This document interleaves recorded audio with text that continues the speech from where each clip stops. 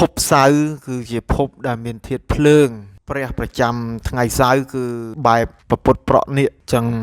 នៅថ្ងៃអ្នកដែលកើតថ្ងៃសៅរ៍នេះអាចនឹងមានបន្តោងខ្សែកបែបប្រពុតប្រក់នេះជាការប្រសើរមនុស្សកើតថ្ងៃសៅរ៍នេះបើនិយាយទៅច្រើនពិបាកច្រើននឿយច្រើនអភ័ព្វនឹងឲ្យពីក្មេងបាក់ចាំតិចច្រើនកើតហឺតកើតរលាកតងសួតកើតរលាកពវៀនជំងឺកប៉ិកកប៉ុកហ្នឹងគឺថាពុកម្ដាយបាក់ចាំតិចមនុស្សថ្ងៃសៅរ៍នេះច្រើនតែមេត្តាស្លាប់មុនបិតា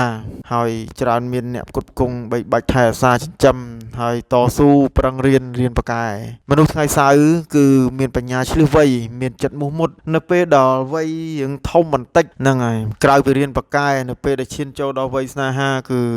បើស្រឡាញ់អ្នកណាគឺស្រឡាញ់ស្មោះហ្នឹងហើយស្រឡាញ់ស្មោះហ្នឹងហើយក៏ប៉ុន្តែក៏ចូលចិត្តនឹងរវើរវាយរឿងស្នេហានេះដែរក៏តែយ៉ាងណាអ្នកដែលស្រឡាញ់គឺស្រឡាញ់ស្មោះតែម្ដងហ្នឹងហើយកុំឲ្យតែធ្វើឲ្យខូចចិត្តនឹងពេលខ្លះសង្ងំទៅទួញយំសង្ងំពួនយំម្នាក់ឯងថ្ងៃមនុស្សកើតថ្ងៃសៅរ៍ហ្នឹង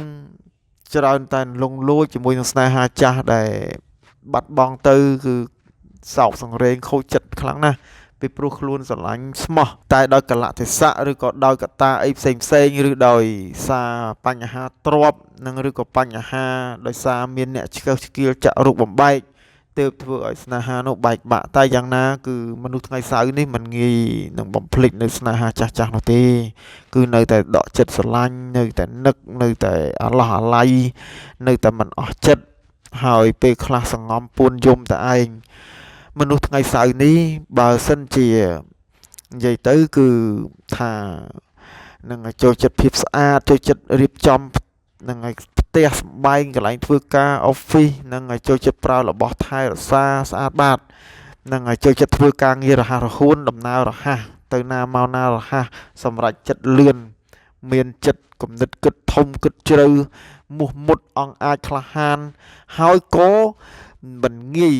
នឹងជឿសម្ដីអ្នកណាដែរហ្នឹងហើយច្រើនតែមានគំនិតគិតខ្លួនឯងជាធំចរិតជាស្ដេចហើយមនុស្សថ្ងៃសៅរ៍នេះគឺចង់បញ្ជាគេចង់